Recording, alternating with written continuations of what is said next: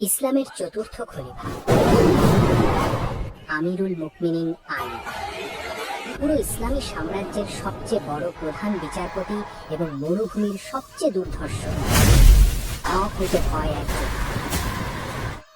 ইসলামের তৃতীয় খলিফা খলিফা উসমান রাদিয়াল্লাহুকে যখন তার নিজের ঘরের ভেতরেই নির্মমভাবে শহীদ করে দেওয়া হলো, গোটা ইসলামী সাম্রাজ্যে এক ভয়াবহ আতঙ্ক আর শোকের ছায়া নেমে এলো।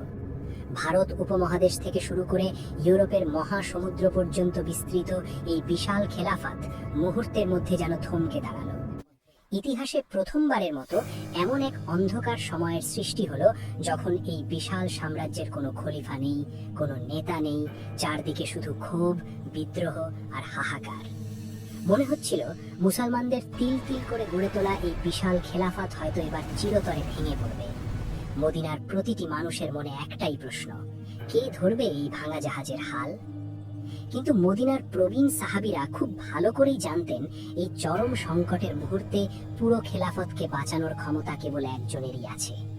এমন একজন মানুষ যিনি স্বয়ং রাসূলুল্লাহ সাল্লাল্লাহু আলাইহি ওয়াসাল্লামের হাতে গড়া, যার শৈশব কেটেছে নবীর ঘরে, যার তলোয়ারের আঘাতে খাইবরের দুর্ভেদ্য প্রাকার ভেঙে চুরমার হয়েছিল। তিনি আর কেউ নন, আলী ইবনে আবি তালিব রাদিয়াল্লাহু।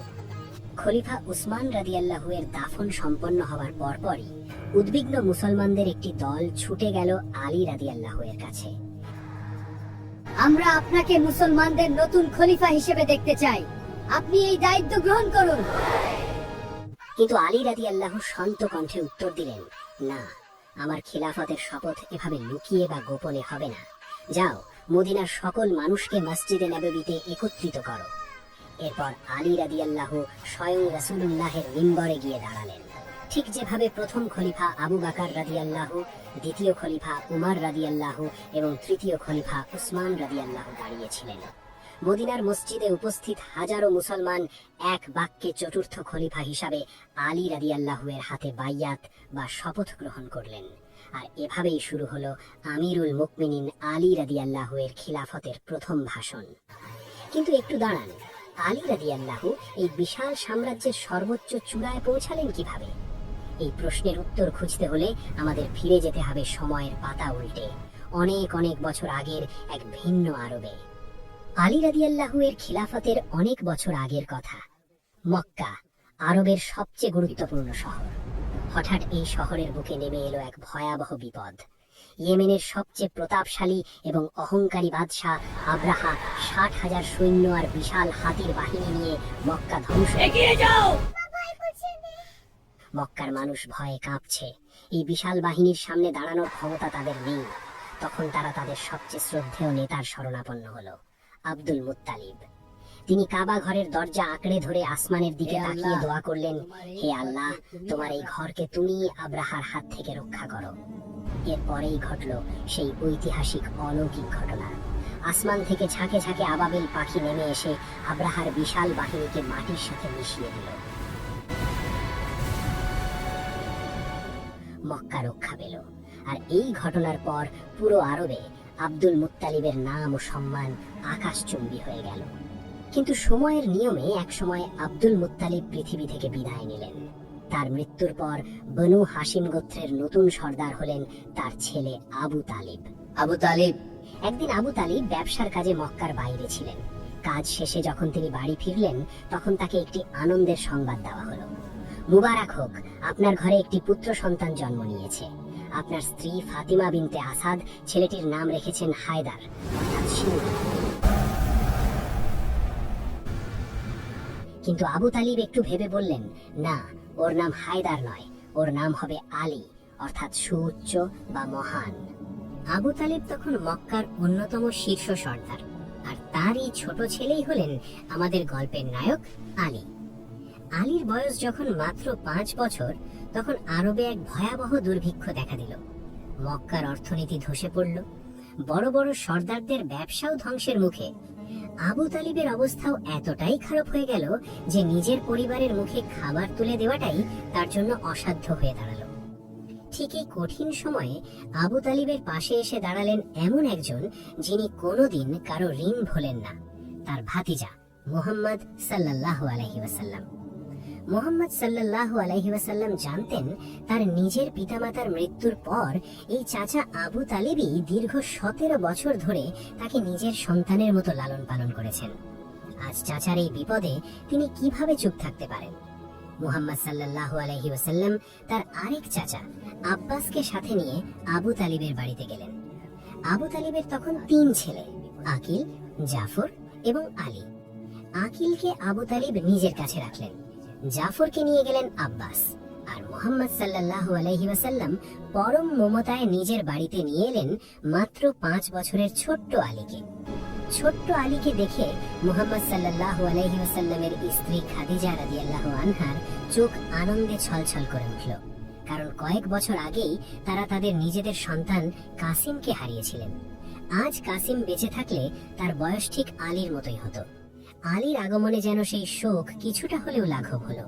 শুরু হলো এক নতুন ইতিহাস, পৃথিবীর সর্বশ্রেষ্ঠ মহামানবের হাতে পৃথিবীর অন্যতম শ্রেষ্ঠ এক যোদ্ধার শৈশব গড়ার ইতিহাস। মুহাম্মদ সাল্লাল্লাহু আলাইহি ওয়াসাল্লাম খুব যত্ন করে আলীকে বড় করতে লাগলেন। ছোটবেলা থেকেই তাকে পড়াশোনা শেখালেন। 5 বছর এভাবেই কেটে গেল। আলীর বয়স তখন 10। হঠাৎ আলী খেয়াল করলেন মুহাম্মদ সাল্লাল্লাহু আলাইহি ওয়াসাল্লাম প্রায় মক্কার কোলাহল ছেড়ে দূরের এক পাহাড়ের গুহায় চলে যান, হেরা গুহা। আর সেখানেই একদিন আসমান থেকে নেমে এলো আল্লাহর ওহী। মুহাম্মদ সাল্লাল্লাহু আলাইহি ওয়াসাল্লাম আল্লাহর রাসূল হিসাবে মনোনীত হলেন। পৃথিবীতে প্রথম ইসলাম গ্রহণ করলেন খাদিজা রাদিয়াল্লাহু আনহা।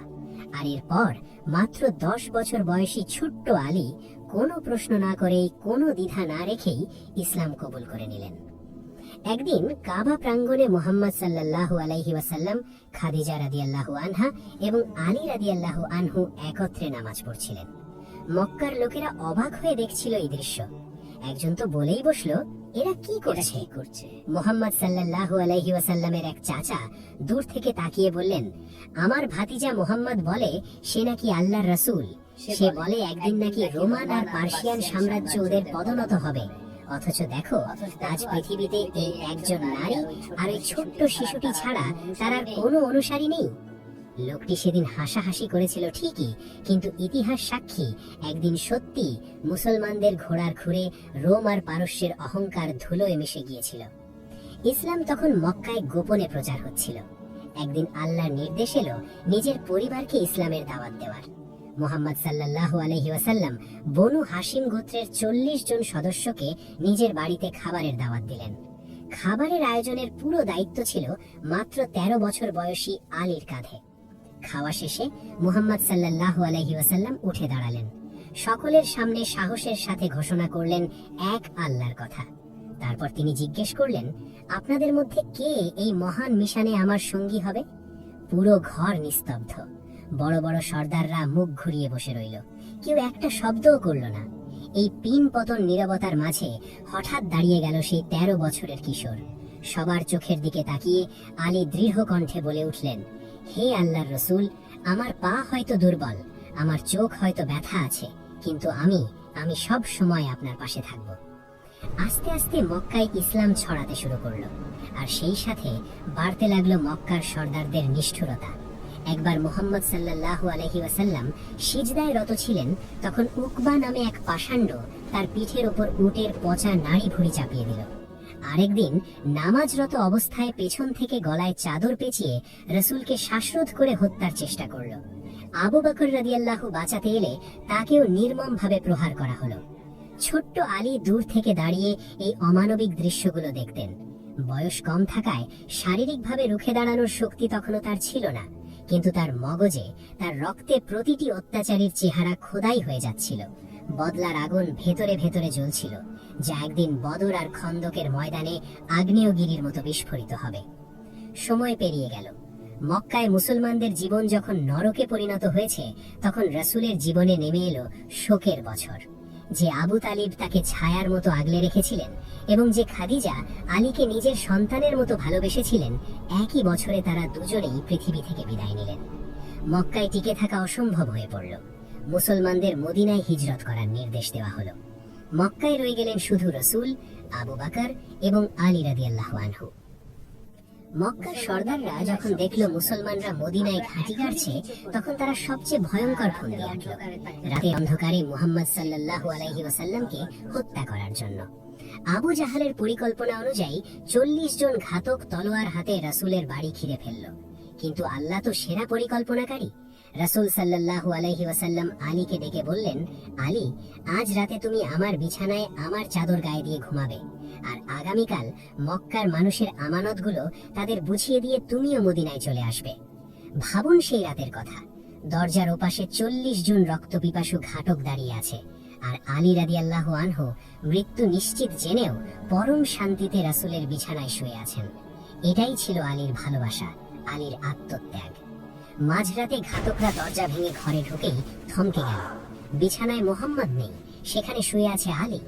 রাগে ক্ষোভে আলীকে বন্দী করা হলো, অত্যাচার করা হলো, কিন্তু আলীর মুখ থেকে টু শব্দটিও বের করা যেতে পারল না। পরপর 3 দিন মক্কার মানুষের সমস্ত আমানত বুঝিয়ে দিয়ে একা কোনো বাহন ছাড়া পায়ে হেঁটে মদিনার দিকে রওনা হলেন আলী। 450 কিলোমিটারের এক ভয়ঙ্কর দীর্ঘ পথ। আরবের জুলাই মাসের জ্বলন্ত মরুভূমি, মাথার ওপর 50 ডিগ্রি সেলসিয়াস তাপমাত্রা, আর পায়ের নিচে আগুনের মতো গরম বালি। হাঁটতে হাঁটতে তার পা দুটো ফুলে রক্তাক্ত হয়ে গেল, চামড়া ফেটে চৌচির হয়ে গেল।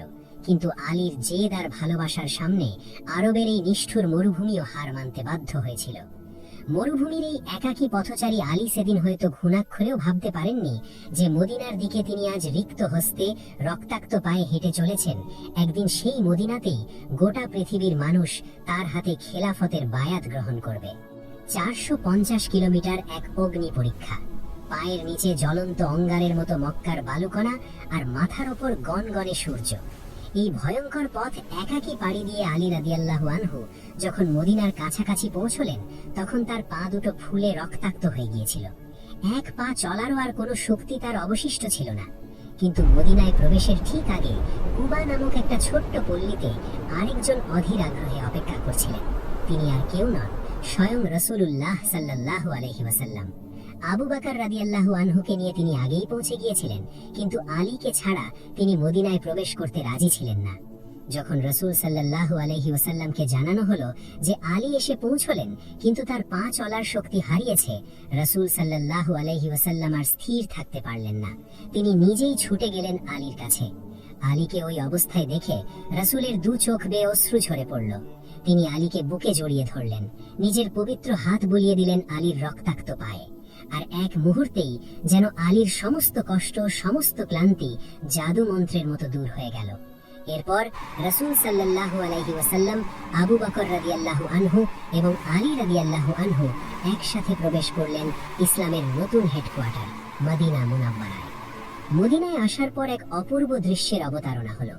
মক্কার সব সহায় সম্বলহীন মুহাজিরদের সাথে মদিনার আনসারদের ভ্রাতৃত্বের বন্ধনে আবদ্ধ করার নির্দেশ দিলেন রাসূলুল্লাহ। মসজিদে নববীর প্রাঙ্গণে দাঁড়িয়ে রাসূল সাল্লাল্লাহু আলাইহি ওয়াসাল্লাম দুজনের নাম ধরে ডাকছেন, আর তারা একে অপরের ভাই হয়ে যাচ্ছেন। সবার নাম ডাকা শেষ, শুধু একজন বাকি, আলী রাদিয়াল্লাহু আনহু। আলী রাদিয়াল্লাহু আনহু বিষণ্ণ মনে ভাবলেন, মদিনায় তো আমার কেউ নেই, আমাকে কেন কারো ভাই বানানো হলো না? তিনি ভারাক্রান্ত হৃদয়ে রাসূলের কাছে গিয়ে বললেন, হে আল্লাহর রাসূল, আপনি সবাইকে ভাই বানিয়ে দিলেন, শুধু আমাকে একা ছেড়ে দিলেন। রাসূল সাল্লাল্লাহু আলাইহি ওয়াসাল্লাম আলীর দিকে তাকিয়ে মুচকি হাসলেন। তারপর এমন এক বাক্য বললেন যা ইতিহাসের পাতায় স্বর্ণাক্ষরে লেখা হয়ে গেল। তিনি বললেন, হে আলী, তুমি দুনিয়া এবং আখিরাতে উভয় জগতেই আমার ভাই। মদিনার শান্ত পরিবেশ বেশি দিন স্থায়ী হলো না। ইসলামের ইতিহাসে ঘনিয়ে এলো প্রথম অস্তিত্ব রক্ষার লড়াই, ঐতিহাসিক বদর যুদ্ধ। একদিকে মাত্র 313 জন প্রায় অনিরস্ত্র মুসলমান, আর অন্যদিকে মক্কার 1000 সুসজ্জিত অহংকারী কাফির বাহিনী, মানে প্রতি একজন মুসলমানের বিপরীতে 3 জন শত্রু। যুদ্ধ শুরু হবার আগেই মক্কার সারি থেকে 3 ভয়ঙ্কর সর্দার হুঙ্কার দিয়ে সামনে এগিয়ে এলো। তারা চিৎকার করে মদিনাবাসীদের উপহাস করে বলল, আমাদের সমকক্ষ কাউকে পাঠাও। রাসূল সাল্লাল্লাহু আলাইহি ওয়াসাল্লাম মুসলমানদের সারি থেকে 3 জন বীরকে সামনে যাওয়ার নির্দেশ দিলেন, উবাইদা, হামজা এবং মাত্র 23 বছর বয়সী তরুণ আলী। আলীর জীবনের প্রথম যুদ্ধ এটি। সেই ছোটবেলা থেকে মক্কার সর্দারদের যে অকথ্য অত্যাচার তিনি নিজের চোখে দেখেছেন, আজ তার জবাব দেওয়ার সময় এসেছে। লড়াই শুরু হতেই মুহূর্তের মধ্যে বিদ্যুতের বেগে আলীর তলোয়ার ঝলসে উঠল। এক আঘাতেই তিনি তার শত্রুকে মাটিতে লুটিয়ে দিলেন। এরপর হামজা আর আলী মিলে মক্কার বাকি অহংকারও ধুলোয় মিশিয়ে দিলেন। এরপর শুরু হলো মূল যুদ্ধ। আলী আরার যেন এক অপ্রতিরোধ্য ঝড়। তিনি একাই কাফির বাহিনীর ভেতরে ঢুকে পড়লেন। বদরের ময়দানে মক্কার যে 70 জন কাফির নিহত হয়েছিল, ঐতিহাসিকদের মতে তার মধ্যে 25 থেকে 30 জনই মারা গিয়েছিল শুধুমাত্র আলীর তলোয়ারের আঘাতে। মক্কার বাহিনী যখন পিছু হটছে, তখন মুসলমানদের হাতে ধরা পড়ল এক কুখ্যাত সর্দার, উমাইয়া গোত্রের উকবা। হ্যাঁ, এই সেই উকবা যে মক্কায় নামাজরত অবস্থায় রাসূল সাল্লাল্লাহু আলাইহি ওয়াসাল্লামকে হত্যার চেষ্টা করেছিল। উকবার চেহারা আলীর মগজে খোদাই করা ছিল। সামনে পেয়ে আলী আর এক মুহূর্তও দেরি করলেন না। চোখের পলকে তলোয়ারের এক কোপে তার গর্দান উড়িয়ে দিলেন। বদর জয়ের মধ্য দিয়ে আরবের বুকে এক নতুন শক্তির উত্থান ঘটল। বদরের বিশাল বিজয়ের আনন্দ নিয়ে মুসলমানরা মদিনায় ফিরল, কিন্তু রাসূলের ঘরে তখন শোকের মাতম। বদরে যখন যুদ্ধ চলছিল, ঠিক তখনই মদিনায় তার কন্যা রুকাইয়া শেষ নিঃশ্বাস ত্যাগ করেছেন। সময় গড়াতে লাগলো। রাসূলের সবচেয়ে আদরের ছোট মেয়ে ফাতিমা আরার তখন বিয়ের উপযুক্ত। মদিনার বড় বড় সাহাবীরা ফাতিমার জন্য প্রস্তাব পাঠাতে লাগলেন, কিন্তু রাসূল বিনয়ের সাথে সব প্রস্তাব ফিরিয়ে দিলেন। সবাই যখন প্রস্তাব দিচ্ছে, আলী তখন নিজের ঘরে চুপচাপ বসে আছেন। পরিবারের এক নারী আলীকে বললেন, তুমিও কেন প্রস্তাব দিচ্ছ না? আলী আক্ষেপ করে বললেন, আমার তো কিছুই নেই, আমি কিভাবে প্রস্তাব দেব? আমার তো কিছুই। তবুও বুক ভরা সাহস নিয়ে আলী একদিন রাসূলের সামনে গিয়ে বসলেন, কিন্তু রাসূলের ঐশ্বরিক গাম্ভীর্য দেখে আলীর মুখ দিয়ে একটা শব্দও বের হলো না। রাসূল আলীর মনের কথা বুঝতে পারলেন। তিনি নিজেই মুচকি হেসে বললেন, আলী, তুমি কি ফাতিমার বিয়ের প্রস্তাব নিয়ে এসেছো? আলী মাথা নিচু করে বললেন, হ্যাঁ ইয়া রাসূলুল্লাহ, কিন্তু আমার তো কিছুই নেই। রাসূল বললেন, তোমার কাছে বদরের সেই বর্মটি নেই? যাও, ওটা বাজারে বিক্রি করে এসো, ওটাই হবে ফাতিমার মোহরানা। আলী বর্ম নিয়ে বাজারে গেলেন। সেখানে মদিনার সবচেয়ে ধনী সাহাবী উসমান বর্মটি 400 রৌপ্য মুদ্রায় কিনে নিলেন। কিন্তু উসমান আরার উদারতা দেখুন। টাকা দেওয়ার পর তিনি বর্মটি আবার আলীকে উপহার হিসাবে ফিরিয়ে দিয়ে বললেন, এটি তোমারই প্রাপ্য আলী, সামনের যুদ্ধগুলোতে এটি তোমার কাজে লাগবে। প্রায় 500 দিরহাম মোহরানা ধার্য হলো। বিলাল বাজার থেকে সুগন্ধি আনলেন। আবু বকর আরা কিছু সাধারণ আসবাবপত্র কিনে আনলেন। রাসূল নিজেই তাদের বিয়ে পড়ালেন। ফাতিমার সংসারে উপহার দেওয়া হলো মাটির পাত্র, খেজুর পাতার বালিশ এবং আটা পেশার জাতা। পৃথিবীর সবচেয়ে মর্যাদাবান মহামানবের কন্যার বিয়ে সম্পন্ন হলো পৃথিবীর সবচেয়ে সাদামাটা আয়োজনে। বদরের মাত্র 1 বছর পর মক্কার প্রতিটি ঘরে তখন প্রতিশোধের আগুন জ্বলছে। আবু সুফিয়ান আর তার স্ত্রী হিন্দা 3000 সৈন্য নিয়ে এক বিশাল বাহিনী নিয়ে মদিনা ধ্বংস করতে ধেয়ে এলো। এবার তাদের সেনাপতি আরবের সবচেয়ে ধূর্ত সমরবিদ খালিদ বিন ওয়ালিদ। উহুদ পাহাড়ের পাদদেশে 2 বাহিনী মুখোমুখি। মক্কার সেনাপতি তালহা সামনে এসে অহংকারে বুক ফুলিয়ে মুসলমানদের দ্বন্দ্বযুদ্ধের আহ্বান জানালো। 25 বছরের টকবগে যুবক আলী এগিয়ে গেলেন। তার হাতে একটি বিশেষ তলোয়ার, সাধারণ তলোয়ারের মতো নয়, এর ব্লেড 2টি। রাসূলের নিজের হাতে উপহার দেওয়া সেই বিখ্যাত তলোয়ার জুলফিকার। যুদ্ধ শুরু হতেই জুলফিকারের এক ভয়ঙ্কর আঘাতে তালহার পা শরীর থেকে বিচ্ছিন্ন হয়ে গেল। সে মাটিতে লুটিয়ে পড়ে প্রাণের ভয়ে আলীর কাছে করুণা ভিক্ষা চাইতে লাগলো। যে তালহা একটু আগে বড় বড় কথা বলছিল, সে এখন মৃত্যুর ভয়ে জবুথবু। আলী চাইলে তাকে সেখানেই শেষ করে দিতে পারতেন, কিন্তু তিনি তলোয়ার নামিয়ে নিলেন। রণক্ষেত্রের মাঝখানে দাঁড়িয়ে শত্রুকে ক্ষমা করে দেওয়ার এই বিরল দৃশ্য দেখে পুরো মুসলিম বাহিনী তাকবীর ধ্বনি দিয়ে উঠল। এরপর শুরু হলো আসল যুদ্ধ। মুসলমানদের প্রবল আক্রমণে মক্কার বাহিনী যখন পালাতে শুরু করলো, ঠিক তখনই পাহাড়ের উপরে থাকা তীরন্দাজরা ভুল করে নিজেদের জায়গা ছেড়ে নিচে নেমে এলো। এই একটি ভুলের জন্যই অপেক্ষায় ছিলেন খালিদ বিন ওয়ালিদ।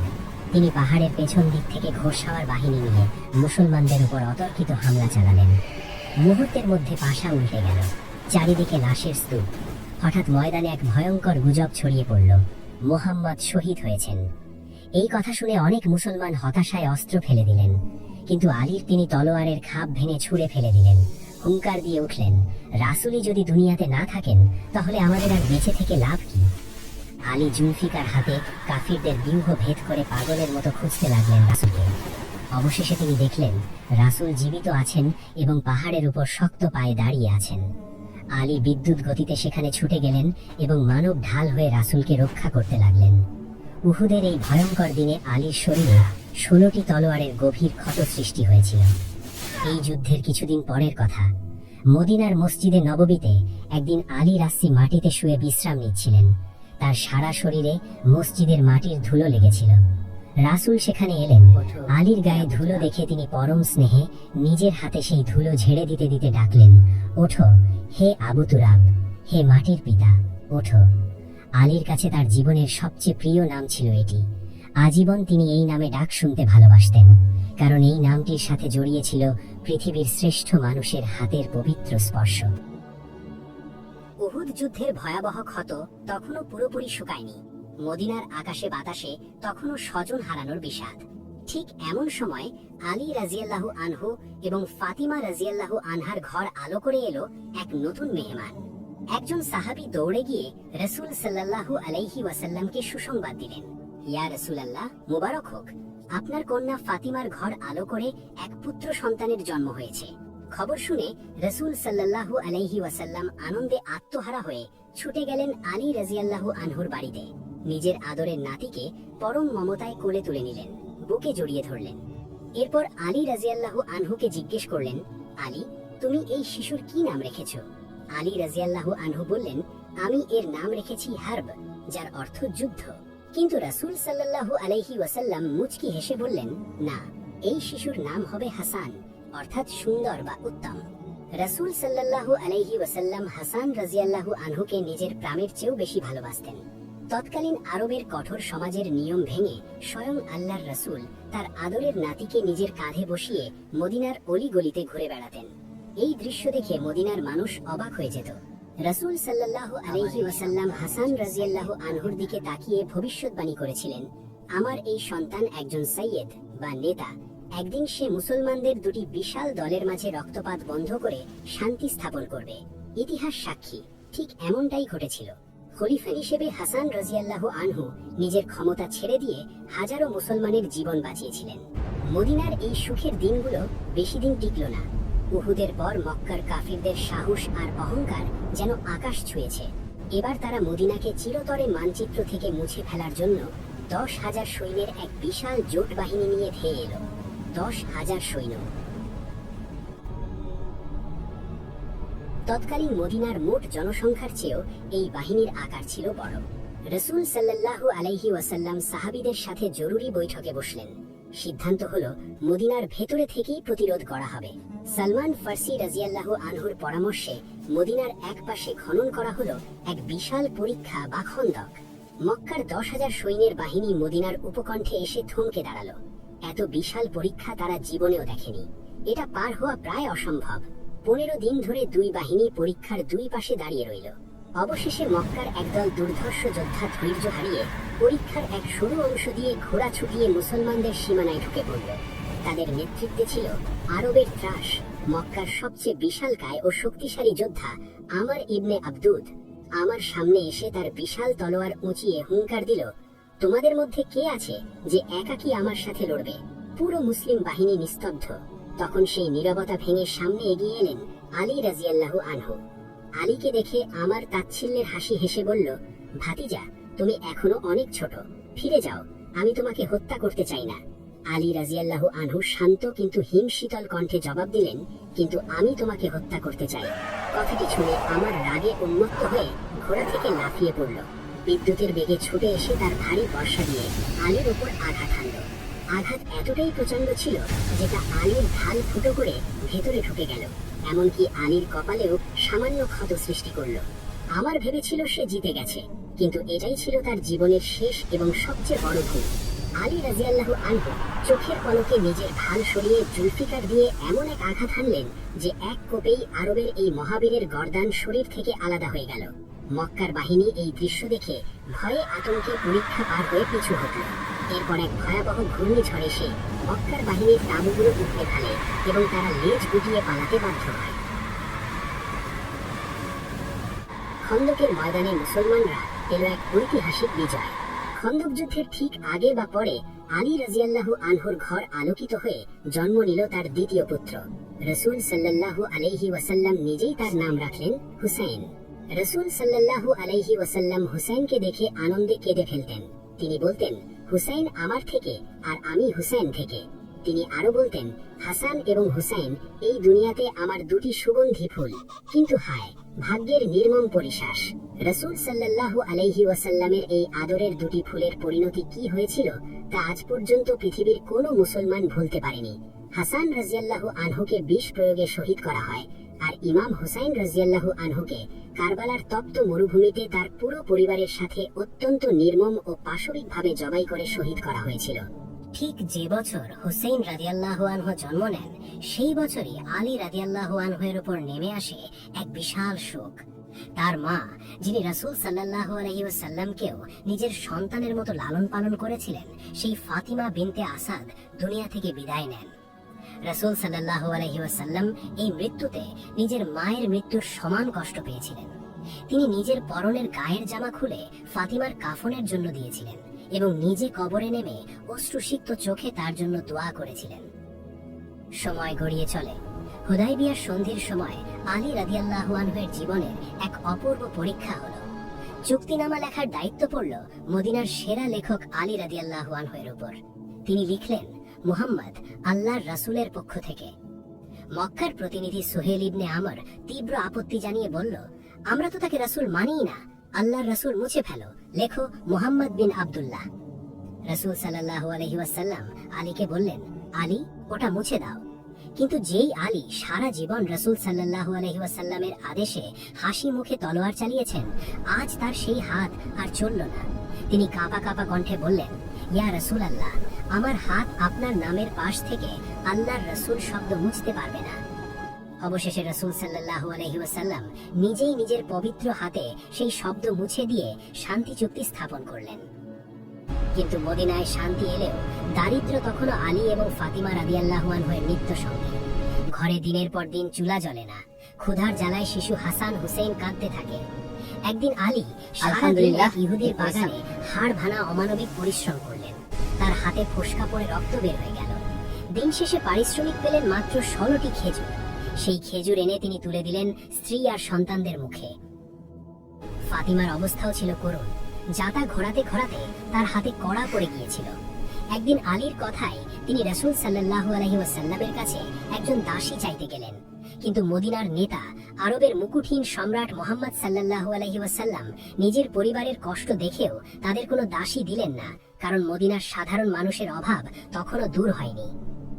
অবশেষে এলো সেই দিন, যেদিন মদিনার মুসলমানদের ভাগ্য চিরতরে বদলে যাবে। ইসলামের ইতিহাসের সবচেয়ে বড় টার্নিং পয়েন্ট, খাইবর যুদ্ধ। খাইবর কোনো সাধারণ শহর ছিল না, এটি ছিল পুরো আরবের ইহুদিদের প্রধান কেন্দ্র। পাহাড়ের চূড়ায় চূড়ায় দুর্ভেদ্য সব দুর্গ, ভেতরে জমানো পাহাড় সমান সোনা, রূপা আর ধন সম্পদ। শত শত বছর ধরে কেউ এই দুর্গগুলোর একটি ইটও খসাতে পারেনি। যখন খবর এলো ইহুদিরা মদিনায় হামলার প্রস্তুতি নিচ্ছে, তখন রাসূল সাল্লাল্লাহু আলাইহি ওয়াসাল্লাম 1400 সাহাবী নিয়ে খাইবর অবরোধ করলেন। কিন্তু খাইবর জয় করা যেন অসম্ভব। দিনের পর দিন আবু বকর রাদিয়াল্লাহু আনহু ও উমর রাদিয়াল্লাহু আনহুর মতো মহান সেনাপতিরা আক্রমণ চালালেন, কিন্তু ইহুদিদের বৃষ্টির মতো তীর আর পাথরের সামনে মুসলমানদের বারবার পিছু হটতে হলো। পুরো মুসলিম শিবিরে নেমে এলো চরম হতাশা। তখন এক সন্ধ্যায় রাসূল সাল্লাল্লাহু আলাইহি ওয়াসাল্লাম এক ঐতিহাসিক ঘোষণা দিলেন। তিনি বললেন, আগামীকাল আমি এমন একজনের হাতে ইসলামের পতাকা তুলে দেব যে আল্লাহ ও তার রাসূলকে ভালোবাসে এবং আল্লাহ ও তার রাসূলও তাকে ভালোবাসেন। আল্লাহ তার হাতেই খাইবর বিজয় দান করবেন। পুরো রাত সাহাবীরা ঘুমাতে পারলেন না। উমর রাদিয়াল্লাহু আনহু বলতেন, সেদিন রাতে আমি জীবনে প্রথমবারের মতো নেতা হওয়ার আকাঙ্ক্ষা করেছিলাম। সকাল হলো। সবার নজর রাসূল সাল্লাল্লাহু আলাইহি ওয়াসাল্লামের তাঁবুর দিকে। তিনি বের হয়ে এসে ডাকলেন, আলী কোথায়? সবাই অবাক, কারণ আলীর চোখে তখন মারাত্মক প্রদাহ। তিনি চোখ মেলেই তাকাতে পারছেন না। আলীকে ধরে আনা হলো। রাসূল সাল্লাল্লাহু আলাইহি ওয়াসাল্লাম নিজের পবিত্র হাতের লালা আলীর চোখে লাগালেন, আর মুহূর্তেই চোখের রোগ চিরতরে দূর হয়ে গেল। এরপর রাসূল সাল্লাল্লাহু আলাইহি ওয়াসাল্লাম আলীর হাতে তুলে দিলেন সেই কাঙ্ক্ষিত পতাকা। আলী রাদিয়াল্লাহু আনহু পতাকা নিয়ে খাইবরের সবচেয়ে ভয়ঙ্কর দুর্গ কামুসের দিকে এগিয়ে গেলেন। তখনই দুর্গের দরজা খুলে বেরিয়ে এলো খাইবরের শ্রেষ্ঠ ও সবচেয়ে ভয়ঙ্কর যোদ্ধা মারহাব। মারহাবের বিশাল দেহ আপাদ মস্তক লোহার বর্মে ঢাকা, মাথায় লোহার হেলমেট। সে অহংকার করে কবিতা আবৃত্তি করে বলল, পুরো খাইবর জানে আমি মারহাব, আমি একাই 1000 যোদ্ধার সমান। তার সামনে গিয়ে দাঁড়ালেন মাত্র 28 বছরের টকবগে যুবক আলী ইবনে আবি তালিব। আলী নিজের তলোয়ার উঁচিয়ে সিংহের মতো গর্জন করে উঠলেন, আমি সেই জন যার মা তার নাম রেখেছে হায়দার। আমি জঙ্গলের সেই ভয়ঙ্কর সিংহের মতো যাকে দেখে শত্রুর হৃদয় মৃত্যু ভয় পেয়ে যায়। মারহাব পাগলের মতো ছুটে এসে আলীর ওপর তলোয়ার চালালো। আলী অত্যন্ত দক্ষতার সাথে সেই আঘাত এড়ালেন। এরপর আলী তার জুলফিকার উঁচিয়ে এমন এক ঐশ্বরিক শক্তিতে আঘাত করলেন যে জুলফিকার মারহাবের লোহার হেলমেট কেটে তার মাথা দ্বিখণ্ডিত করে মাটিতে গিয়ে গেঁথে গেল। মারহাবের পতন দেখে ইহুদিদের মেরুদণ্ড ভেঙে গেল। আলী রাদিয়াল্লাহু আনহু এরপর যা করলেন তা মানুষের চিন্তারও বাইরে। তিনি খাইবরের সেই বিশাল লোহার দরজা, যা খুলতে কয়েকজন শক্তিশালী মানুষের প্রয়োজন হতো, তা একাই উপড়ে ফেলে নিজের ঢাল হিসাবে ব্যবহার করতে লাগলেন। আলীর এই অবিশ্বাস্য আক্রমণের সামনে খাইবরের দুর্ভেদ্য প্রাচীর তাসের ঘরের মতো ভেঙে পড়ল। মুসলমানদের হাতে এলো খাইবরের অঢেল ধন সম্পদ আর বিশাল খেজুর বাগান।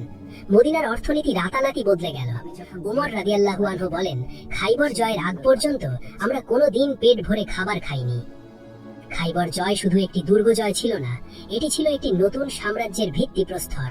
আর এই বিশাল অর্জনের প্রধান নায়ক ছিলেন সেই মানুষটি যাকে আল্লাহ ও তার রাসূল সবচেয়ে বেশি ভালোবাসতেন, আলী ইবনে আবি তালিব রাদিয়াল্লাহু আনহু। খাইবরের এই অকল্পনীয় বিজয় আর বিশাল ধন সম্পদ মদিনার চেহারা চিরতরে বদলে দিল। কিন্তু এই বিজয় কি আলীর জীবনের শেষ যুদ্ধ ছিল? না।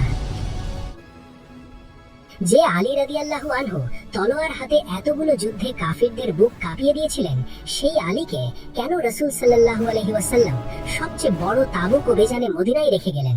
রোমান সাম্রাজ্যের সাথে কি ঘটেছিল? আর এর চেয়েও বড় এক ভয়াবহ ট্র্যাজেডি অপেক্ষা করছে মদিনার আকাশে। পৃথিবীর সর্বশ্রেষ্ঠ মহামানব রাসূলুল্লাহের চির বিদায় বেলা। সেই বুক ফাটা শোকের দিনে আলীর কি অবস্থা হয়েছিল? আলী ইবনে আবি তালিবের জীবনের সবচেয়ে আবেগঘন এবং রোমাঞ্চকর সেই অজানা ইতিহাস জানতে চোখ রাখুন